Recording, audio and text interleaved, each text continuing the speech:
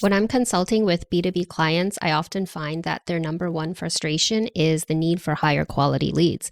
And if we look into their marketing, we often discover that their content has sadly completely missed the point. Fluffy, generic sounding, overly self-centered sounding, or all of those things.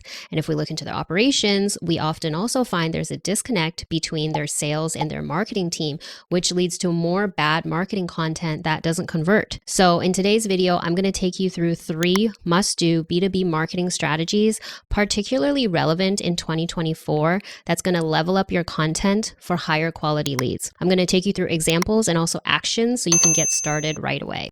Number 1, use pre-recorded sales calls to make better marketing content. This is an example of smarketing, which is the umbrella practice of combining your sales and marketing efforts to massively increase revenue. Only the best in class do it well. In fact, according to HubSpot, only 20% of B2Bs feel that their sales and marketing are on the same page. 20%. So do what the best in class do. Have your marketing team regularly listen in on pre-recorded sales calls, get insights from those calls, get familiar with the customer's language, and then use those insights and customer language back into the content that you create. Because when a customer sees their own language, when they see their pain points, their inefficiencies, their bottlenecks, they feel understood. And when they feel understood, they have more trust in you. When you gain more trust, your conversions will automatically increase. The last thing you want to be doing is to be overly focused on yourself, talking about your company, your products and features, and your benefits in this sell, sell, sell only mentality. So let's take an example. Say that you own a SaaS company and you sell a pricing tool that helps hotels increase their revenue. On a pre-recorded sales call, a hotel owner says, we are already a top of choice hotel in the area. We're often at full occupancy already. So we're not sure that given the price of your tool, we're really going to see a lift in our bottom line. Hearing this, marketing gains an insight into a segment of the hotel market, which is that already profitable hotels might not see a ROI in the tool that we offer. So they can maybe make case studies speaking specifically to this segment. They can showcase top choice hotels who, using this tool, increase their low season revenue by 37%, how the tool saved 100% of a pricing analyst's time, and maybe 7x the bottom line, more than justifying the cost of the tool. You see, the more granular you get with your segmentation, the more effective your marketing will be in converting. And in this example, you can take those case studies and easily repurpose them into infographics, blogs, short form video for social media. Number 2, get specific on your X factor. Currently, in all your marketing material, online and off, on your website, what are the words that you use to stand out? Do you use words like transformative, at scale, innovative, customer-centric, tailored solutions? If you said yes to any of these, then I'm really sorry to break it to you, but your competitors are saying the same things. And chances are, if we get really honest, you're kind of selling the same product or service as well. To stand out, you need an X factor. That's the element that breaks you out from the crowd when you're selling something very similar to what your competitor is selling.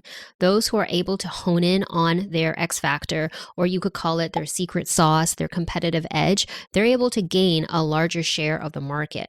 Because in B2B, or how it's been done so far, it's been a race to the bottom of cliches and fluff. Let's take an example. Say that you are a staffing agency and so far you have been saying we find the best talent in the least amount of time. And your competitors are saying the same thing. So maybe instead you say, we staff senior managers and C-level executives in startups and SMEs within 30 days, saving 20% in recruitment costs. Or let's take the previous example of the pricing software that's sold to hotels. Instead of saying we maximize revenue, which say your competitors are also saying, instead, we say we maximize revenue by prioritizing automation over guesswork and earnings over occupancy. Which of these sound better to you? Specificity is the key to your X factor, and it will increase your conversions. So when you finish watching this video, I want you to look at everything you've got to date, your website, your ads, and answer these questions honestly. Number 1, do my competitors say this? If I don't know, go find out. 2, do I know what I'm really saying? Would I say that in a pub? Would I say it in a bar? Would I say it in a coffee shop? So I'm starting to sound like Dr. Seuss. But the point is, when you arrive at your X factor and you say it out loud, it's going to sound specific, true, and compelling.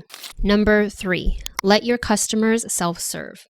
How reliant are you on cold calls right now? Well, apparently in recent years, especially since the pandemic, up to 90% of customers say that they don't respond to cold calls at all. 90% don't respond. So if you haven't already made adjustments to how you're generating leads, you're wasting time, money, and getting a lot of unnecessary stress. Instead, what does a customer do now when they discover a business need? They go online, they research, they self-educate or self-serve. They read on average 3 to 5 pieces of content as the data suggests. Then they try a product and they might even purchase a product all before talking to sales. And this process of identifying a problem through solving it on their own makes sense because no one wants to be sold. Everyone wants to be in charge of their own buying journey, especially if information is available just a few clicks away. So if you've been really reliant on cold calls to drum up business, I want you to take a look at this then versus now chart. In the past, marketing would drum up noise on who are we and what is it that we do, and then sales would pretty much take it from there. Now, marketing is more involved, much deeper into the buying journey, such that the sales guy or girl might get in touch towards the very end at the purchase point. The sales role has essentially transformed from what was a more persuasive role into a much more consultative role. So let your customers self-serve. First, you need to figure out where they're going to self-educate and then beef yourself up in those areas that they visit. For example, in recent years in the B2B tech space, reports are saying that customers are going to these 5 areas as their top choice to self-educate. 1, product demos. 2, user reviews. 3, their own prior experience with similar products and services. 4, free trials. And the 5th, vendor website. Notice that sales reps aren't in the top 5. So if you're in the B2B tech space, maybe you will create a YouTube channel dedicated solely to demos. Maybe you will ask your past and current customers to leave reviews, not with you, but on third-party review sites that future customers will go to find out about you. Maybe you link those reviews to your website.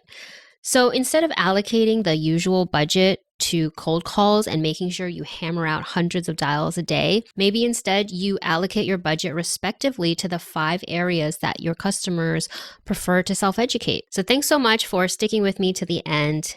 If you have any strategies of your own that have worked great, please put them in the comments and I will be sure to come out with new B2B marketing content soon. Thank you.